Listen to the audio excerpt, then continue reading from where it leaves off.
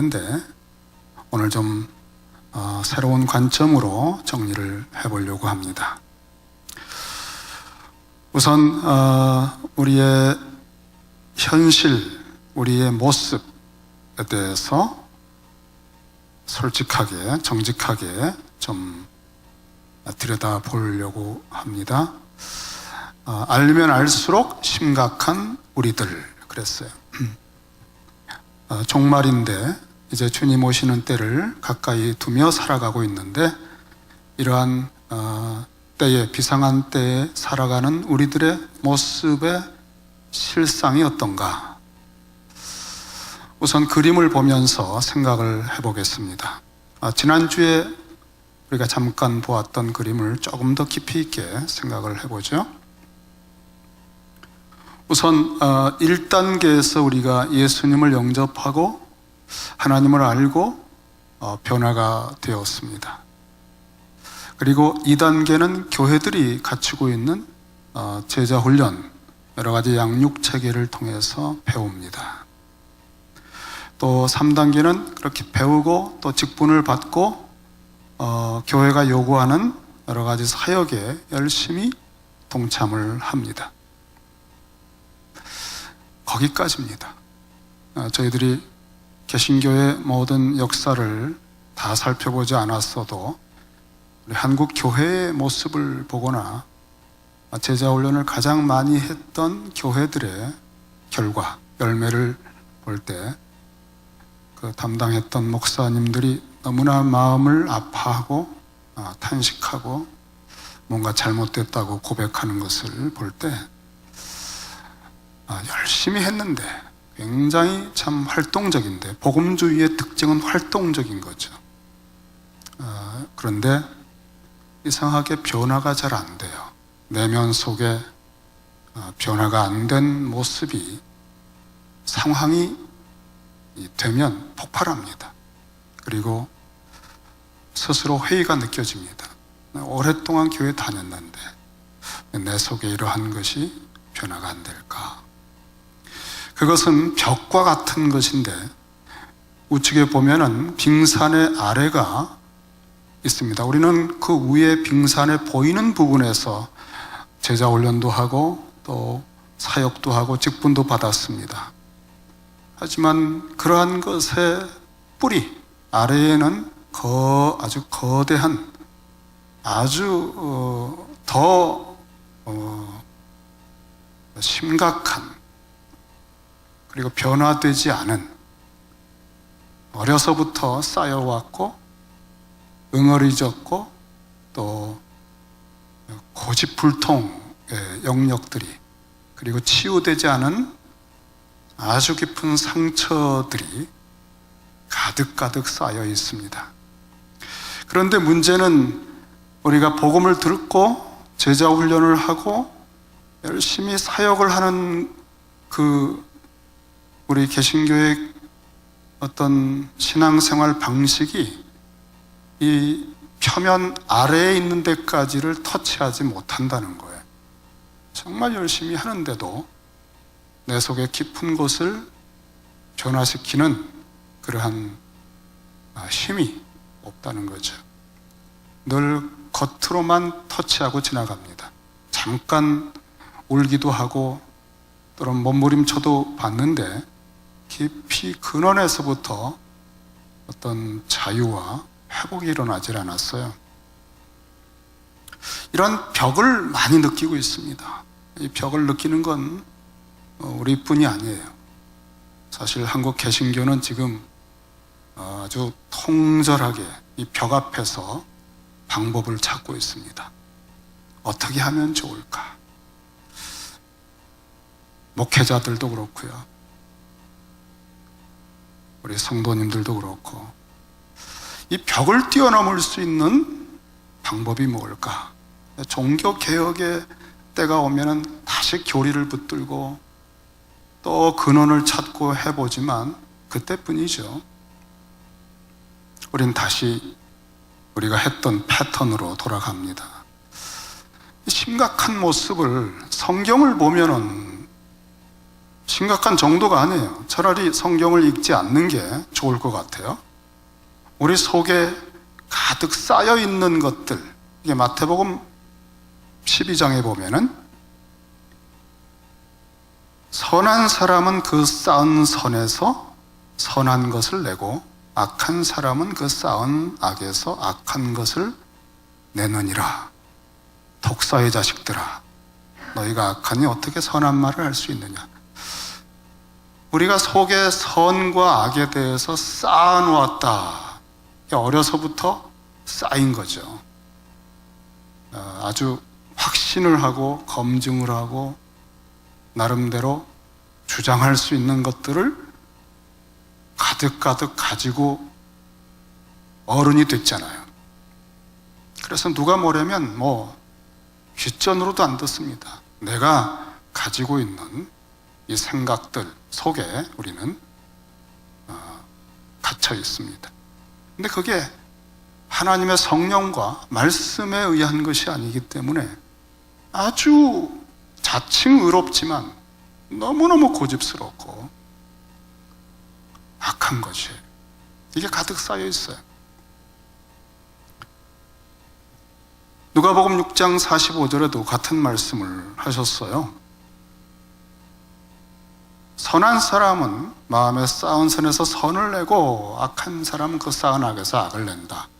자, 그러면서 그 바로 앞절에 나무는 각각 그 열매로 아나니 가시나무에서 무화과를 또는 찔레에서 포도를 따지 못하느니라 하시고는 속에 쌓인 것에서 나온다. 말이 다시 말하면 속에 쌓인 빙산 아래가 나무라는 거죠. 나무.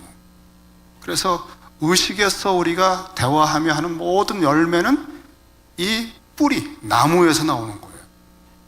나무라고 하는 것은 내가 그 존재가 됐다는 거거든요. 이거 심각한 겁니다.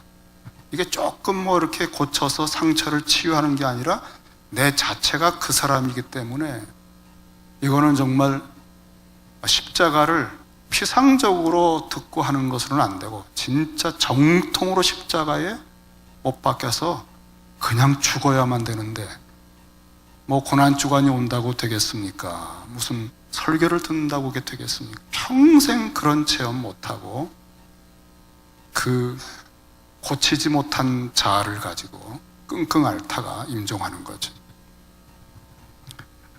이런 참 심각한 모습인데 이게 더 심각한 거 제가 말씀드릴게요.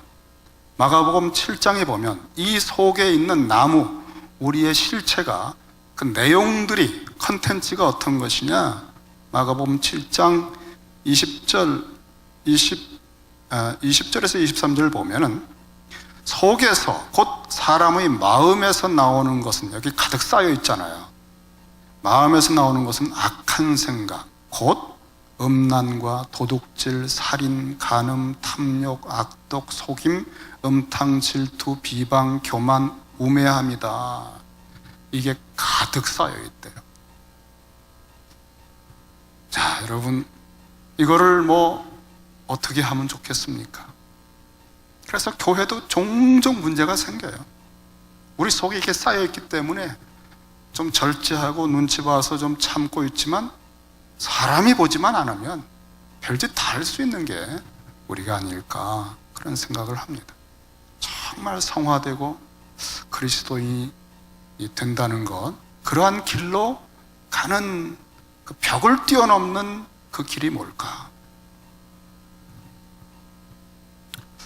이번에 보면은 이러한 우리의 현실, 실상을 볼 때 우리는 오늘날까지 살면서 살아온 연수만큼 의식, 요 겉으로 보이는 빙산에 떠 있는 의식의 표면 아래에 무엇을 쌓아왔나?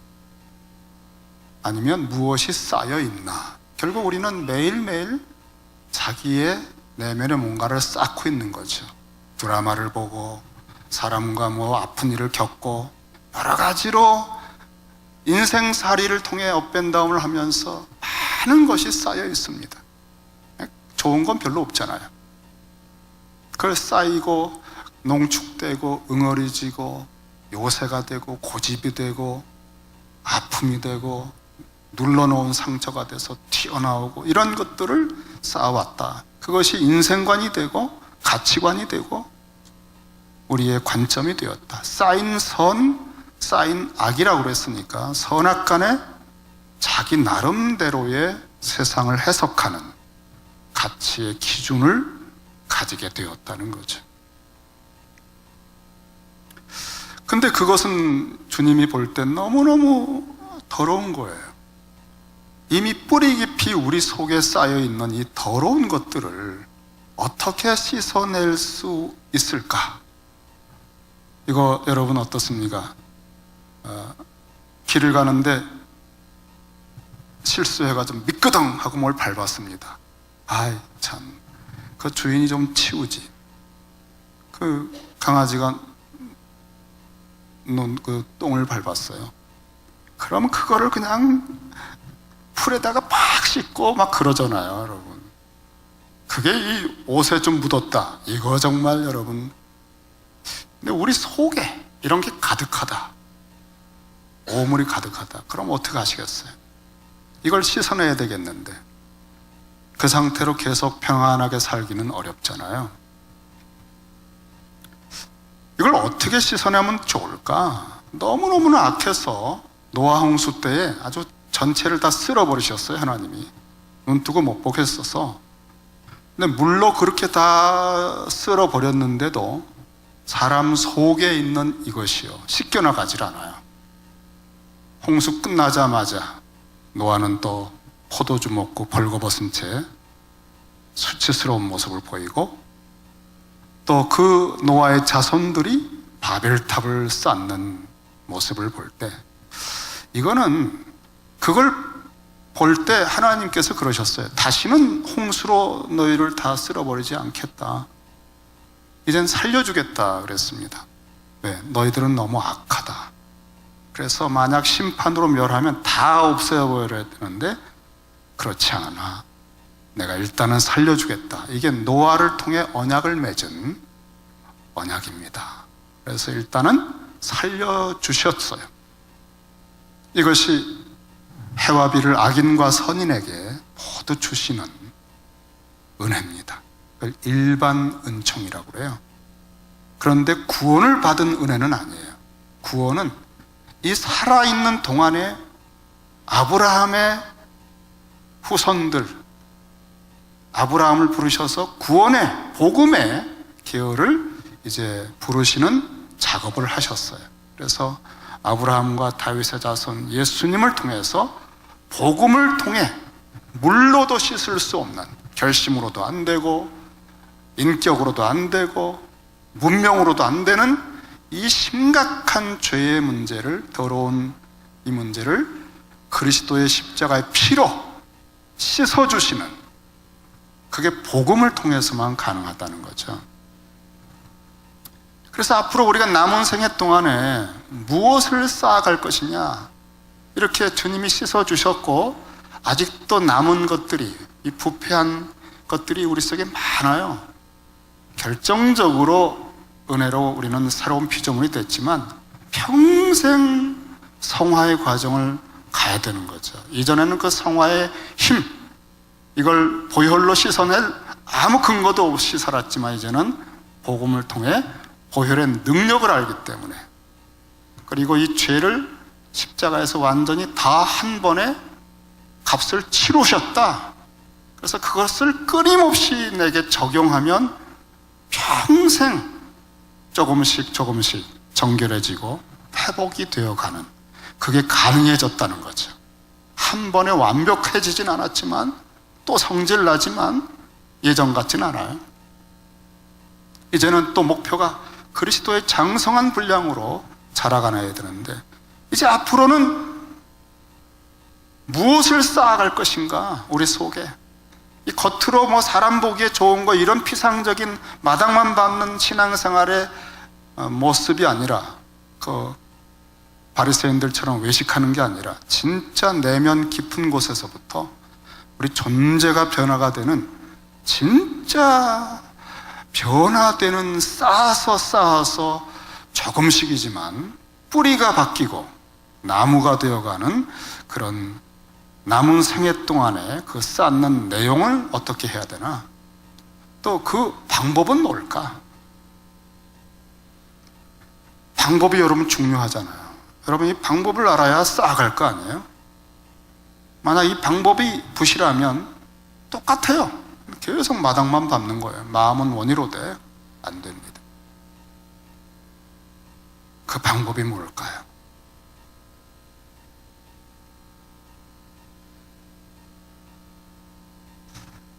자, 다시 그림을 보면 벽이라고 하는 것은 우리 표면 아래 있는 거대한 평생 살아온 내 욕심대로 내 중심으로 살아온, 그래서 그 아픔과 상처와 분노가 너무나 많은 이런 거대한 뿌리에 대해서까지 변화시키는 강력한 복음의 능력을 체험할 수 있는 방법. 그래서 이제는 내 속에서부터 선한 것을 쌓아가고 그리스도의 형상이 되어가는 그 방법을 통하면 4단계로 간다는 거죠. 내적인, 이제는 산상설교처럼 겉으로 뭐 손을 씻고 이런 외식하는 게 아니라 안이 깨끗하면 겉도 깨끗하다. 속으로부터 구제해라. 우리 주님이 산상설교에서 다 그 말씀 하셨잖아요. 속으로부터 변화가 되는 거. 그럴 때 이것이 어느 단계가 되면 점점 내면으로부터 나오는 외적인, 이제는 사람들이 보기 때문이 아니라 진짜 뿌리에서부터 나오는 그런 삶이 점점 소금의 빛이 맛이 나오게 된다는 것입니다. 자, 그러니까요, 오늘 주제는 이 벽을 뛰어넘는 것에 대해서 말하는 거예요. 우리가 첫 번째 시간에서는 이 벽을 뛰어넘을 수 있는 방법 중에 하나가 큐티라고 그랬습니다. 오늘은 그 큐티의 원리 중에서도 묵상에 대해서 말하려고. 자, 복음에서 발견할 수 있는 소망이 있습니다. 우선은 복음이 어디서부터 왔는가? 정말 이 내면에 무서운 격변이 일어나서 자기 중심의 어떤 부패성이 확 정말 전인격 속에 파고들어서 갑자기 하나님의 임재가 떠나고 내가 스스로 살아가야 할 모든 세상을 직면한 자의 두려움이, 심판받는 두려움, 모든 사람에 대한 두려움, 이런 것들이 막 덮쳐왔을 때 그가 들었던 최초의 복음이 있어요. 에덴 동산에서 도무지 그 거짓말을 이길 수 없고 내가 하나님처럼 될 거다, 선악을 내가 결정한다, 얼마나 좋으냐. 그래서 그 자기 중심의 그 원죄와 같은 아주 그 근원적인 죄가 들어와 버렸는데, 그거를 해결할 수 있는, 그 근원적인 것을 해결할 수 있는 여자의 후손이 앞으로 올 거다. 창세기 3장 15절이 모든 복음의 근원이에요. 여자에게 하나님께서 말씀하셨어요. 내가 너로 뱀에게 말씀하신 거예요. 내가 너로 여자와 원수가 되게 하고 내 후손도 여자의 후손과 원수가 되게 하리니. 여자의 후손 누구가요? 아브라함의 자손, 다윗의 자손, 거듭거듭 계속 찾아가다 보니까 예수 그리스도, 그분이 뱀, 거짓의 아비, 뱀의 머리를 깨트려 버린다. 그러니까 우리가 도무지 극복하고 이길 수 없는 그 매여있는, 중독되고 도무지 빠져나올 수 없는 죄의 유혹과 권세에 사슬해서 우리를, 그 근원자를 깨뜨리고 더 강한 자로 오셔서 우리를 자유케 하시는 것이 십자가와 부활의 복음이라. 그러니까 복음 속에는 소망이 있어요. 또 누가복음 2장 35절에 보면은 예수님이 오셨을 때 아기 예수님을 시몬이라고 하는 노인이 품에 안으면서 말씀을 선포했습니다. 그때 하신 말씀이 앞으로 예수님이 어떤 사역을 하실 거냐? 사람들의 마음 속에 가득 쌓여있는 이 생각을 드러낼 거다.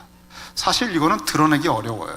건드릴 수가 없어요. 막 버럭버럭 화를 내고 딱 세련되게 몇 겹으로 방어기제를 가지고 보호하기 때문에 우린 체면의 얼굴을 가지고 살지 자기의 내면을 그대로 노출하는 것은 굉장히 조심하잖아요.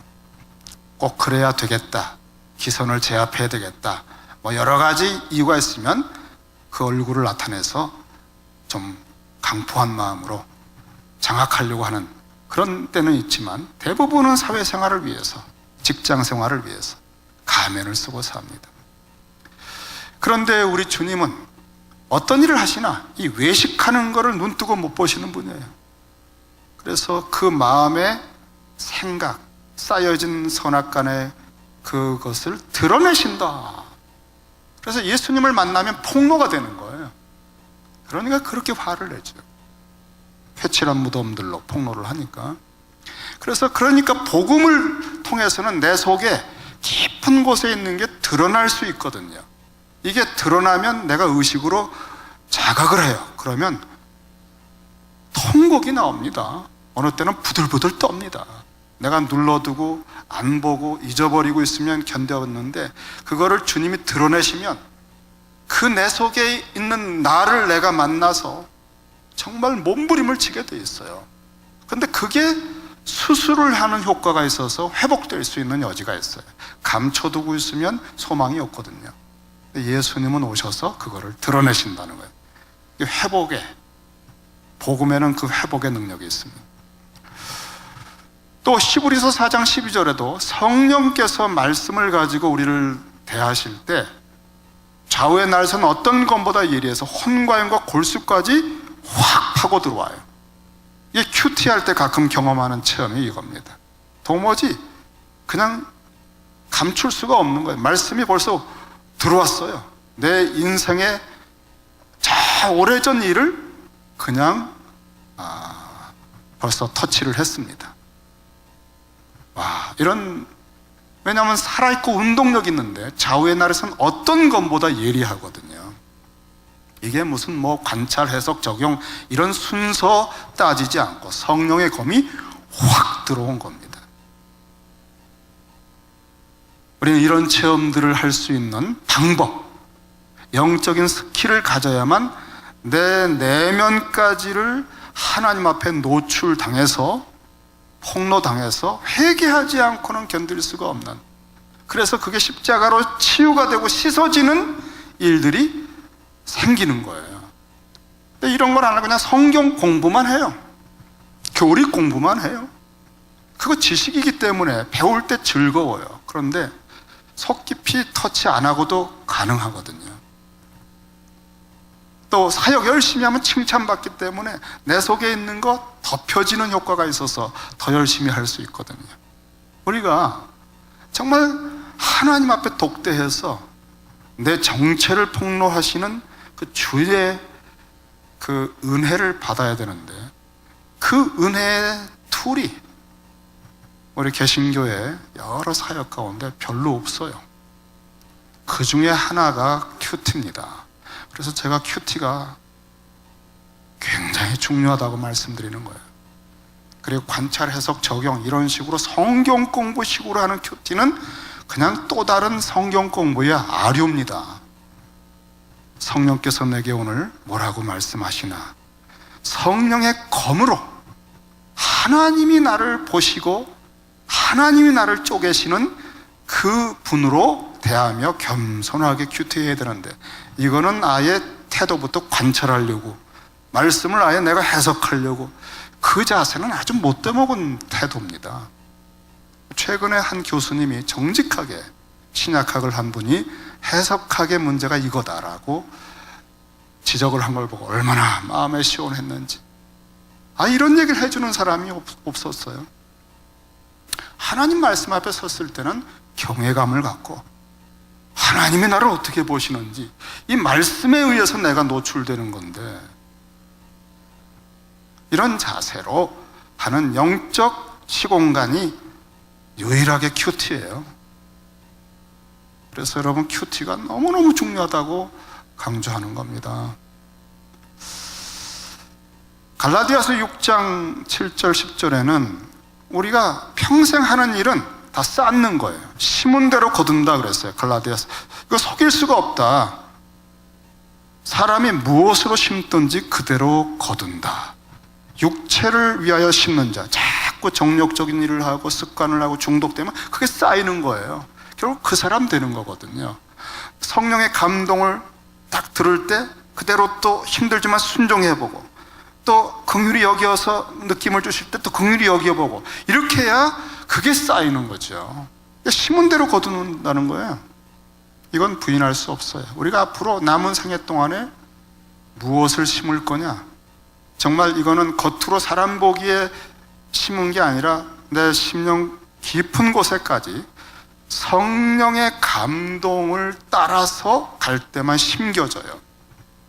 근데 악한 정욕은 근원에서 나오겠니까? 그건 그냥 심어져요. 우리는 정말 이제는 성령을 따라 심는 거를 최선을 다해도 시간이 많이 없습니다. 별로 그렇게 잘 심어지지 않을 겁니다. 그러니까 이제 어떻게 할 거냐 할 때에 로마서 6장 10절 11절 말씀에 우리 한번 같이 읽겠습니다. 자, 로마서 6장 10절 시작.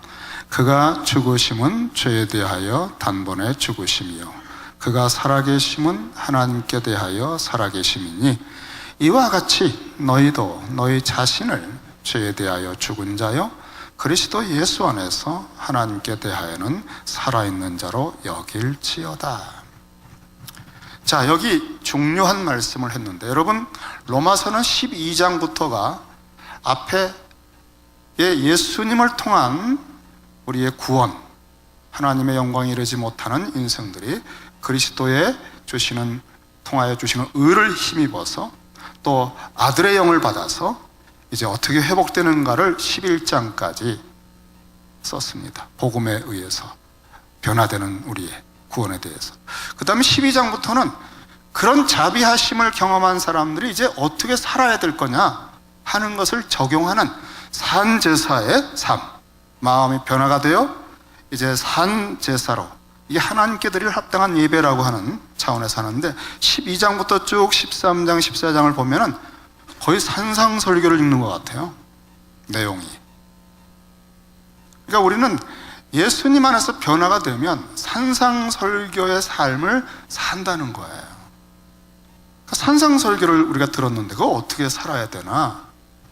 로마서에서 중요한 원리를 가르쳐 주는데요, 로마서 6장에 보면은 그리스도와 함께 죽고 사는 것에 대해서 너희가 알지 못하느냐, 우리가 알거니와 또 알미로라 하면서 교리적인 확실한 복음에 대한 정리를 우리가 알고 있다고 얘기했어요.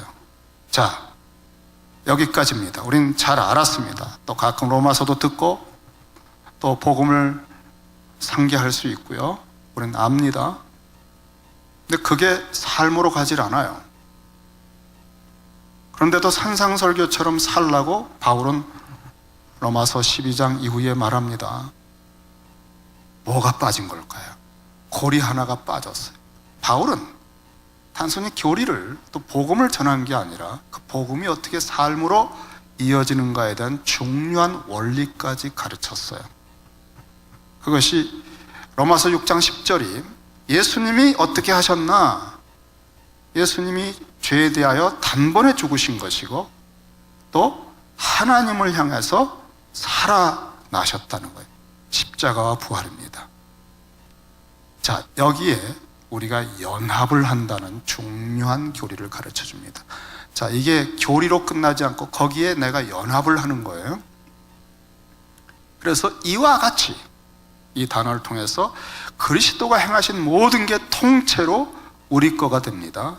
이와 같이 너희도 너희 자신을 예수님과 함께 연합하여 십자가에 같이 죽은 자로 죄에 대하여 죽은 자로 여기고 그리스도 예수 안에서 하나님을 향하여, 예수님이 하나님을 아빠 아버지라 부르며 얼마나 깊이 있는 또 친밀한 삶을 사셨어요. 그와 같이 우리도 하나님의 영광에 이르지 못하던 우리가 그 하나님의 아들의 영광에 이룰 수 있는 길이 하나님을 향하여 살아가는 예수님의 그 형상과 생애가 재현될 수 있는 무한한 가능성이 이제 회복됐다고 여길지어다. 여긴다는 단어는 현재 명령형입니다. 근데 한번 딱 은혜 받고 그래 그런 게 아니에요. 계속 주야로 묵상하라고 하는 구약의 표현이 딱 여기 맞아요. 계속적으로 여기는 거예요. 내 속에 죄성이 아직 있어요. 하지만 계속적으로 복음을 내가 나에게 선포하는 것입니다. 그리고 나는 죄에 대해 죽었다. 나는 내 속에 성령께서 역사하시고 하나님의 아들로 인해서 의롭다 칭해졌다. 나는 죄 용서함을 받았다. 나는 더 이상 너의 노예가 아니다. 여러분, 이렇게 선포하고 성령을 쫓아가는 의지와 이런 것이 없었을 때는 그냥 어떤 욕구만 생기면 그대로 끌려갔던 거예요. 전혀 종류가 다르죠.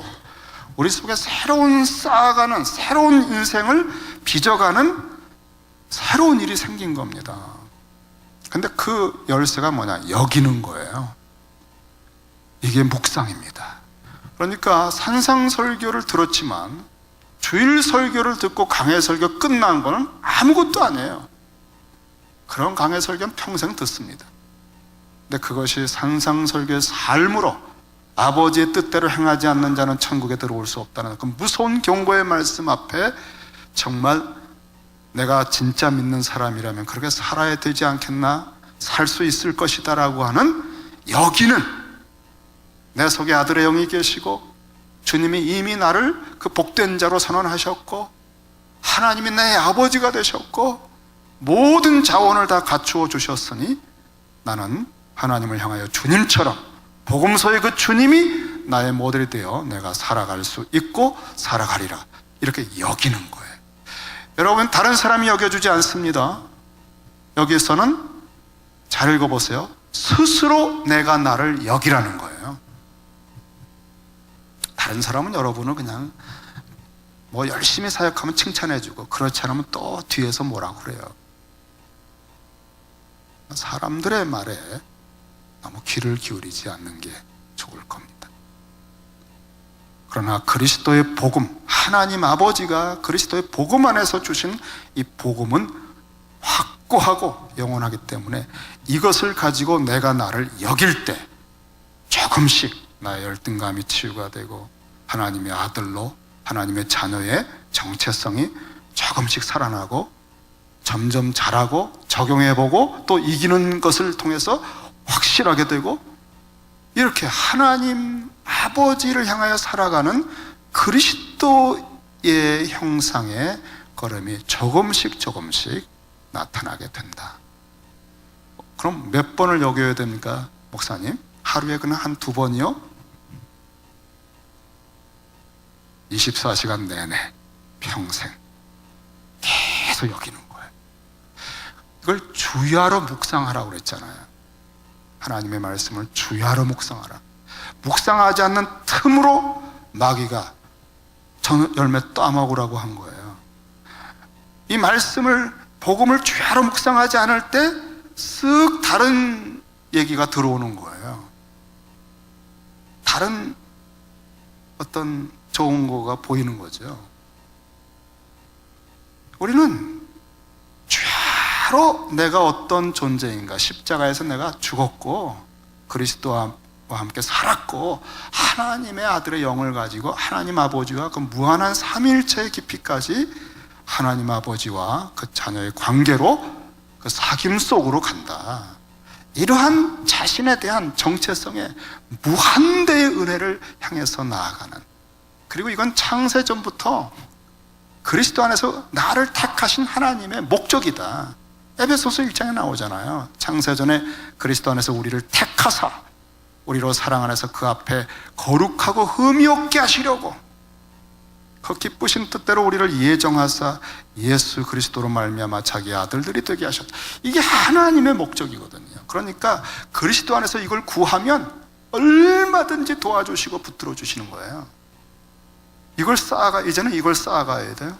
이렇게 자기의 정체성을 쌓아가고 하나님의 자녀의 형상을 쌓아가고 하나님 아버지와의 사귐을 쌓아가고 이 교회 공동체를 섬길 때도 그런 내면과 중심으로부터 해나가고 이렇게 이제는 진짜가 되는 일을 쌓는 것이 남은 신앙생활이다.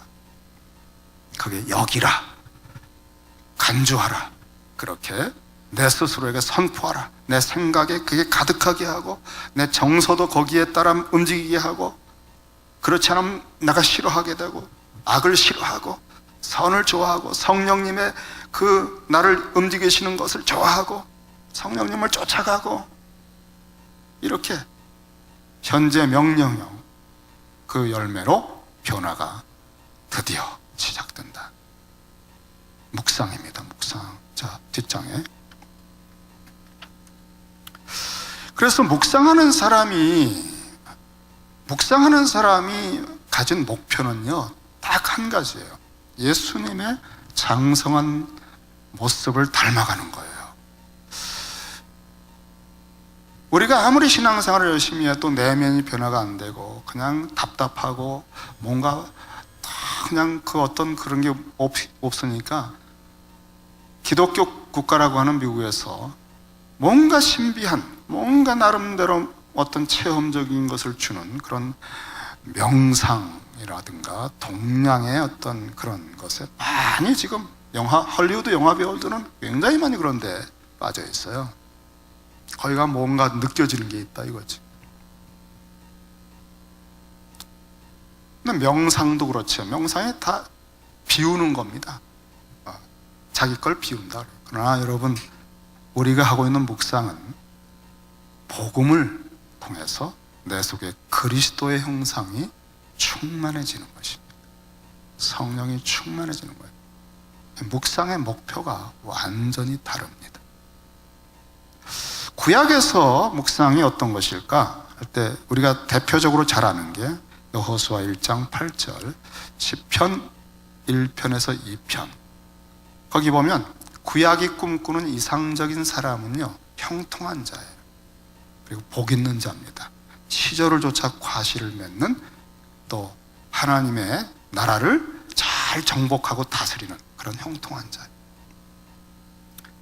에덴을 누리고 하나님의 나라를 누리고 대리통치자로서 그 모든 것을 누리고 또 어떤 환경에서도 하나님 중심으로 열매를 맺어가는 그런 것이 이상적인 사람입니다. 그래서 이 이상적인 사람이 되는 것이 구약 성경에서 어느 정도로 확실하게 목표로 했는가 하면은, 우리가 가지고 있는 그 개신교 성경은 구약 히브리인들이 가진 성경하고 달라요. 이렇게 순서가. 히브리인들은 타나크라고 하는 이름으로 자기들 성경을 부릅니다. 우리가 구약이라고 하는 내용을. 타나크는, 타라고 하는 것은, T는요, 토라, 모세율법, 오경에 대한 것이고요. 다음에 나에서 니은, 에는 N자는 느비임, 선지서를 말합니다. 다음에 성문서, 케투빔의 K로 크. 그래서 TNK라고 하는 앞글자에다가 모음 R을 붙여서 타나크라고 발음을 하는 거예요. 이게 그들의 성경이에요. 근데 이 성경 구조가 권위의 무게가 큰 순서로 배열을 했어요. 가장 큰 권위는 모세오경입니다. 그 다음에 선지서예요. 그 다음에 성문서예요. 선지서는 그 첫 번째 책이 여호수아서예요. 성문서는 첫 번째가 시편이에요. 그래서 예수님 당시에는 이 타나크의 성경을 가지고 표현을 했어요. 그래서 엠마오 제자에게 성경을, 구약 성경 전체를 훑어서 복음을 가르칠 때 모세의 글과 선지서와 시편에 나에 관해서 기록된 것을 읽어보지 못했느냐. 자, 모세의 글, 모세오경입니다. 토라, 다음에 선지서, 느비임입니다. 다음에 성문서의 제일 대표가 시편이니까 시편의 성문서를 말한 거예요. 성경 전체를 통해 예수님은 십자가와 부활의 복음을 가르쳐 주셨어요. 모세오경이 가장 권위가 있어요. 왜냐하면 하나님이 직접 주셨다고 믿기 때문에 하나님의 권위로 받은 것이고, 이제 선지서는 그 말씀을 역사 현장에서 살아낸 것입니다.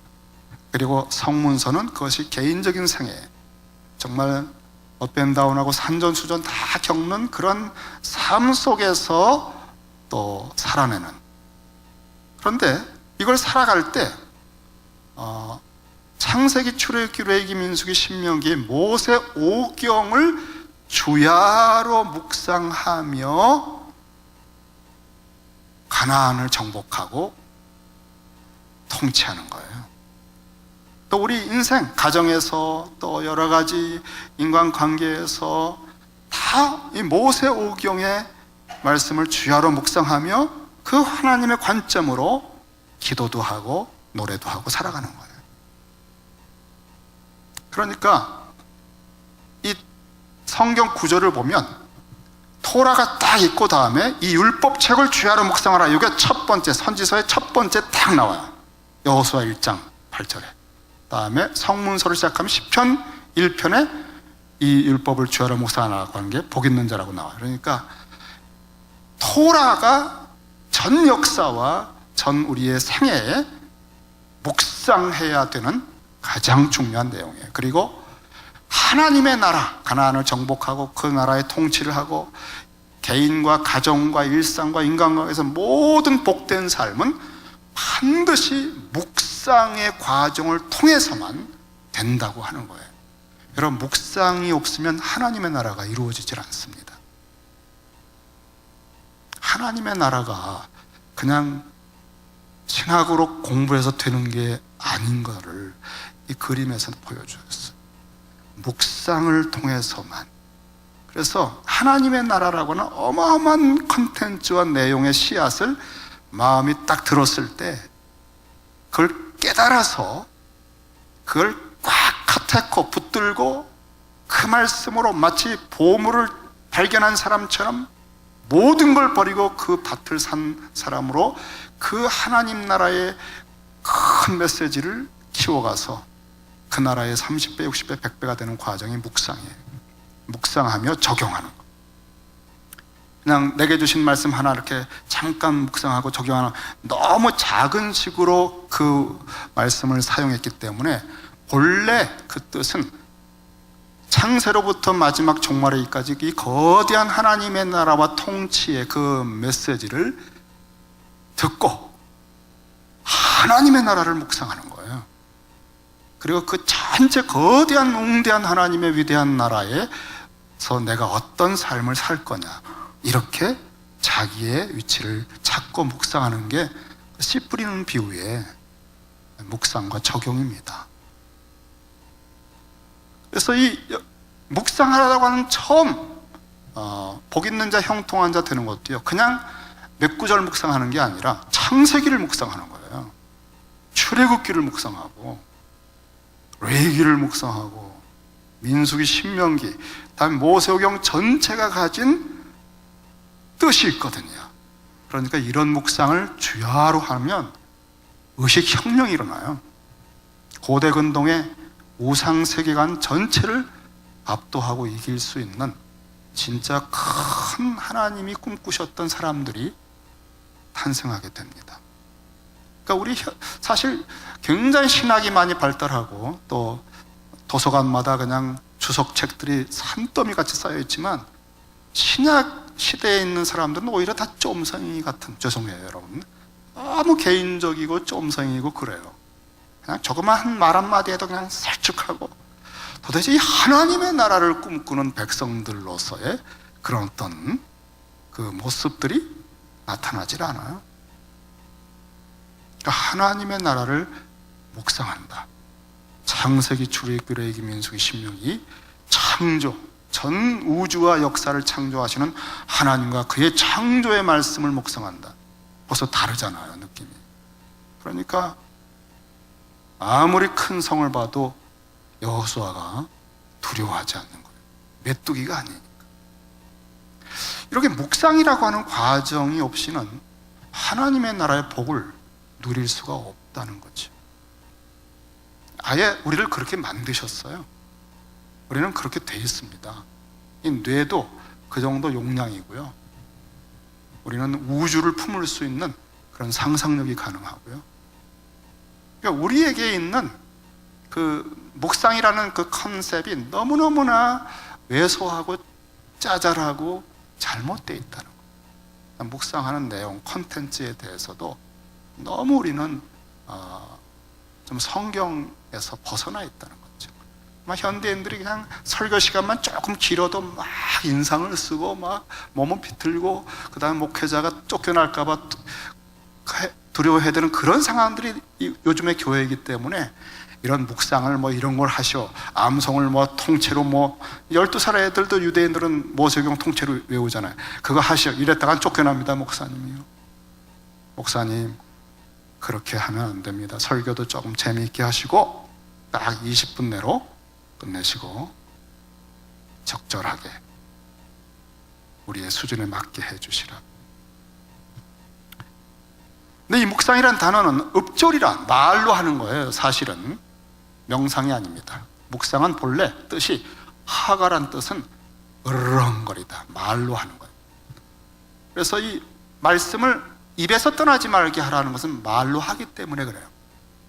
말로 하기 때문에 그것을 말하고 내 말이 아닌 하나님 말씀을 내 귀로 듣고, 이건 요즘에 뇌과학이 발달해서 발견한 거예요. 말로 하고 내 귀로 듣고 하나님 말씀을, 그게 단기 기억층에 있다가 다시 주야로 반복하면 그게 장기 기억층으로 들어가서 속에 쌓인다는 거예요. 말씀이. 그럼 내 속에 하나님의 말씀이, 선한 것이 쌓이고 성령께서 그게 막 생각나게 하시면서 몇 가지가 조합되면서 관점이 형성된다는 거예요. 이 지혜라는 거예요. 그래서 하나님의 관점으로 매사를 분별할 수 있는 그런 여지가 생긴다는 거예요. 주야로 묵상하면 시절을 쫓아 환경이 바뀌어도 하나님 뜻대로 살아가는 복 있는 사람이 된다. 그러니까 주야로 말하고 듣고 생각하고 또 쌓고, 그리고 성경을 부지런히 읽으면서 쌓아둔 건 나중에 뭔가 언젠가 때가 있습니다. 이렇게 본래 하나님이 우리를 그렇게 만드셨습니다. 여호수아가 묵상하는 이 토라, 그게 이제 이런 창조의 하나님, 창조 사상, 그다음에 타락, 얼마나 심각했는지, 다음에 그 무서운 애굽이라는 제국에서도 구속해내신다, 이 구속이라는 단어 하나를 묵상하면 천지를 깨트릴 수 있어요. 다음에 하나님을 예배하는데 고대곤동의 그 수많은 우상들 속에 살아계신 하나님을 예배하는 예배의 지고성, 이런 것들이 레위기에, 또 민수기는 훈련이죠. 하나님의 관점으로, 남메뚜기야 저들은 거인이야가 아니라 하나님의 약속의 관점으로 볼 때만 정복할 수 있는 영적 시력과 군대로서의 훈련. 그 다음에 신명기는 십계명의 확대입니다. 언약, 뜻을 다하여 힘을 다하여 하나님을 사랑하고, 이런 아주 얼마나 깊이가 있고 무게가 있는 이러한 것들을 주야로 묵상하는 사람들을 우리가 볼 수만 있다면, 참 하나님은 그 사람을 보고 싶어 했던 거죠. 그런데 여러분, 모세오경을 묵상한다는 것은 또 다른 의미가 있어요. 뭐냐면 모세오경은 창세기에서 출애굽, 또 그 애굽에 갔다가 출애굽을 하고 시내산에 딱 도착하잖아요. 창세기에서부터는 이야기예요. 이야기. 이야기가 쫙 아담 또 노아 홍수, 바벨탑, 아브라함을 부르시고, 그래서 이야기는 뭘 말하냐면 우리는 누구인가? 아담의 후에 타락했지만 노아의 은혜로, 노아를 통한 은혜로, 다음에 아브라함의 후손으로, 야곱의 후손으로, 그래서 아브라함과 이삭과 야곱의 자손이다. 이런 나는 누군가라는 정체성을 이야기가 말해주고, 이렇게 하나님의 특별한 언약과 은혜를 받은 사람으로 어떻게 출애굽을 해서 이 은혜를 받았는데 어떻게 살 거냐 하는 게 신의 산 언약이에요. 법은 내가 누구냐, 그러므로 이렇게 살아야 된다 하는 것이.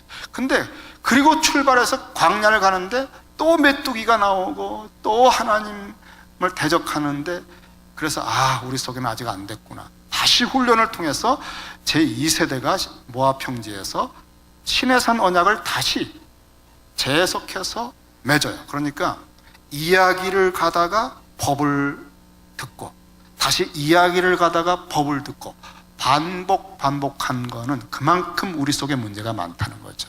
그래서 이 말씀을 주야로 묵상하는 건 뭐냐면, 우리가 타락한 것이 큰 문제로구나. 우린 이런 사람들이었는데, 그러므로 그 하나님의 말씀을 지켜야 되는구나. 묵상하면 할수록 실패했던 부분을 극복하고, 그리고 하나님의 뜻이 은혜의 뜻이었구나 하는 것을 알고 더 사랑하게 됩니다. 이렇게 묵상하면 할수록 복 있는 사람과 형통한 사람이 되어가는.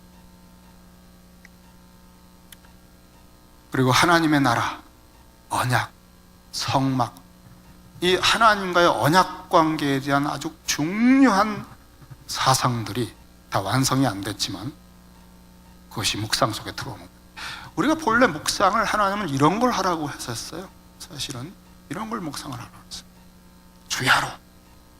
우리가 그렇게 될 정도의 용량을 가진 사람들인데, 이게 안 되니까 너무너무나 목이 말라서 그 스펙타클한 우주의 모든 걸 우주선을 타고 다니는 그런 영화를 보고 있는 거예요. 목이 말라서. 그래서 그 스토리가 시작이 어떻게 됐고, 그 공상인데 그 시작이 어떻게 시작돼서 그 다음에 누가 제다이가 누가 나왔고, 그거를 다 꿰고 있는 거예요. 얼마나 목이 마르면 하나님의 나라를 묵상하고 마지막 완성이 될 하나님의 나라를 꿈꾸는 것이 우리가 목표로 해야 될 사람이다. 다음 시편 말씀 좀 보고 이제 거의 마칠 때 됐습니다. 시편은 성문서의 시작이면서 또 시편 전체의 서론이 시편 1편과 2편이에요. 1편과 2편이 짝입니다. 하나예요.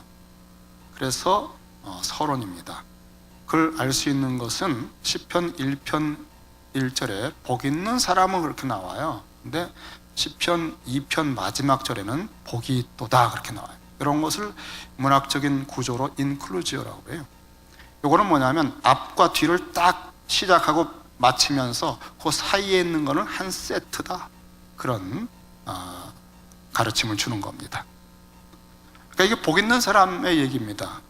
근데 1편에서는 복 있는 사람이 율법을 쥐하로 묵상하는 사람이에요, 즐거이. 근데 2편에서는 다른 얘기가 나와요. 하나님 여호와께서 고대 근동의 모든 열강 가운데 시온에 당신의 아들을 왕으로 세우셨다는 겁니다. 그리고 그 왕에게 입맞추는 사람이 길에서 진노를 피할 수 있다. 1편에서는 복 있는 사람 말씀을 따라 살고, 그는 악인의 죄인의 길에 서지 않아요. 그건 진노를 받는 길이거든요. 그리고 또 중요한 사인은, 주야로 묵상하는 게 복 있는 사람은 하나님 말씀을 묵상하잖아요. 하나님의 통치 사상을. 그런데 이 악인들은 시편 2편에 보면은 어찌하여 열방이 분노하며 민족들이 허사를 경영하는고, 이게 개역에 그렇게 나와 있어요.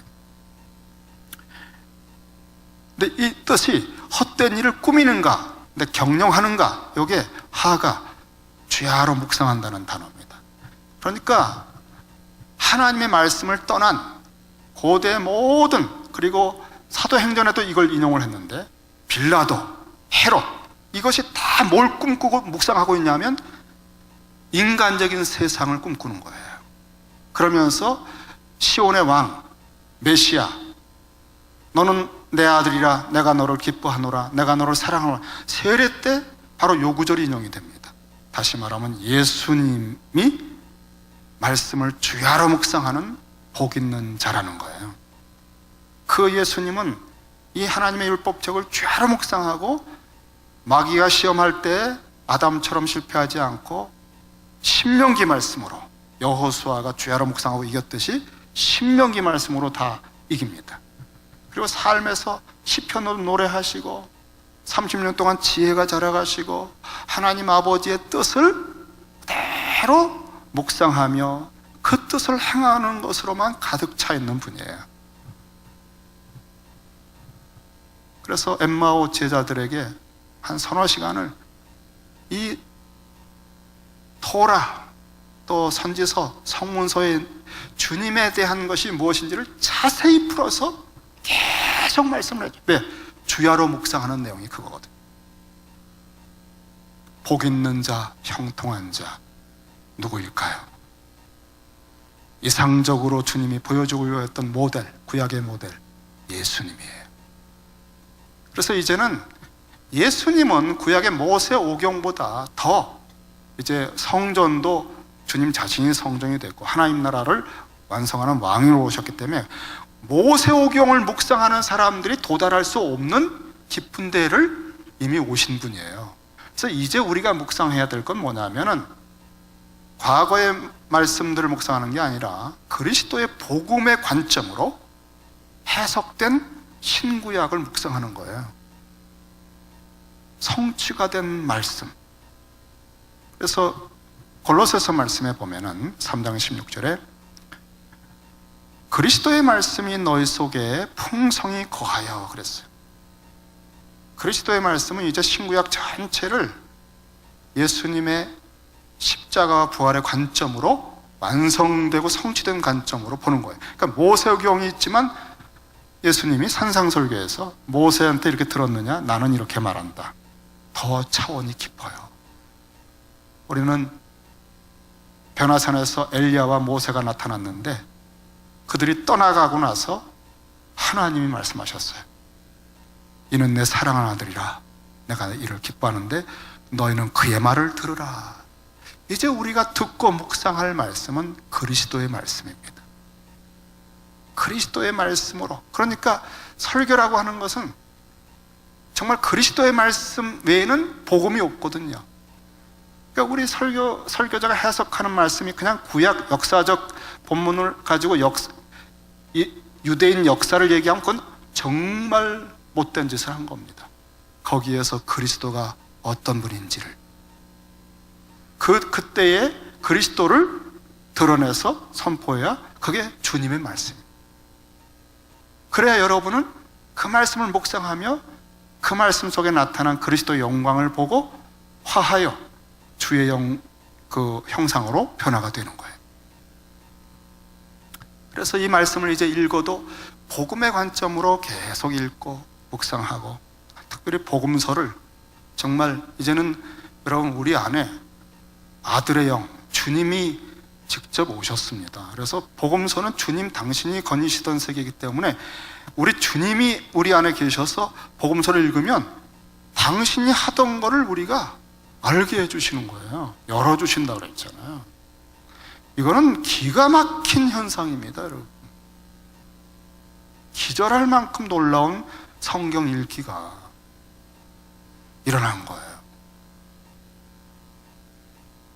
그래도 안 읽어요.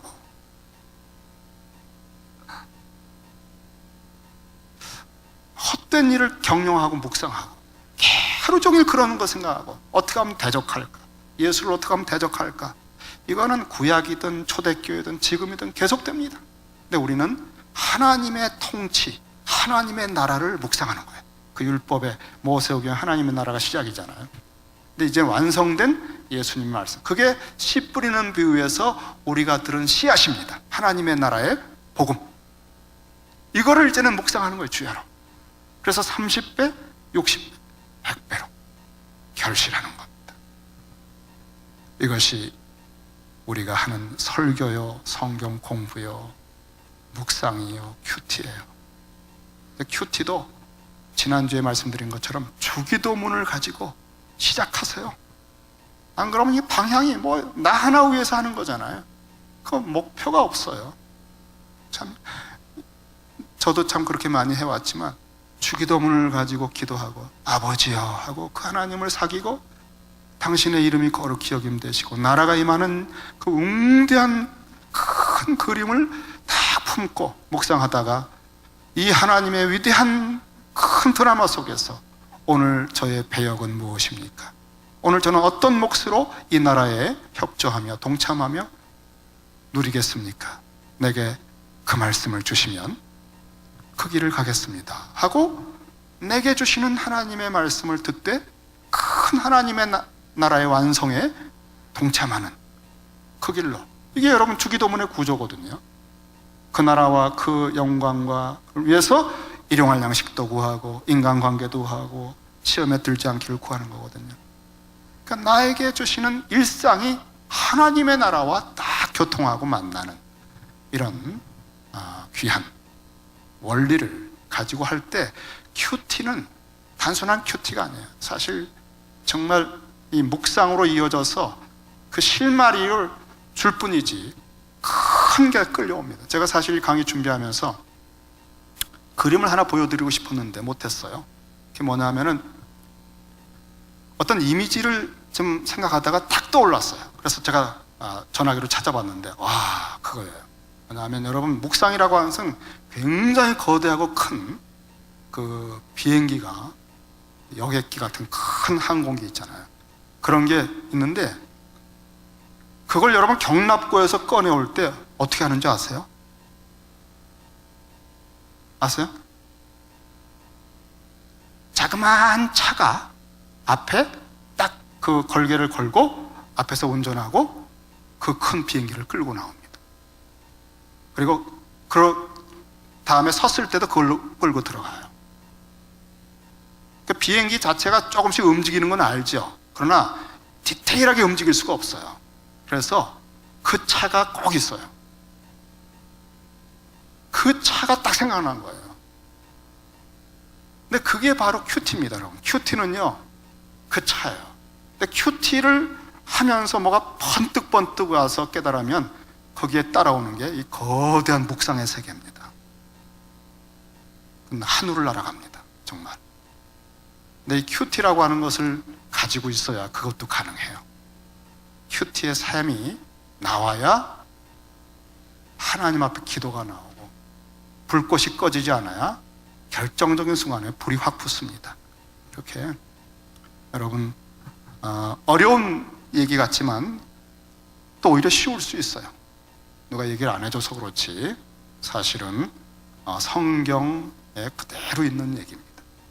그리고 이제 정말 성경적으로 해볼 만한 때가 된 거죠. 자, 우리 반주해 주시고 우리 마무리.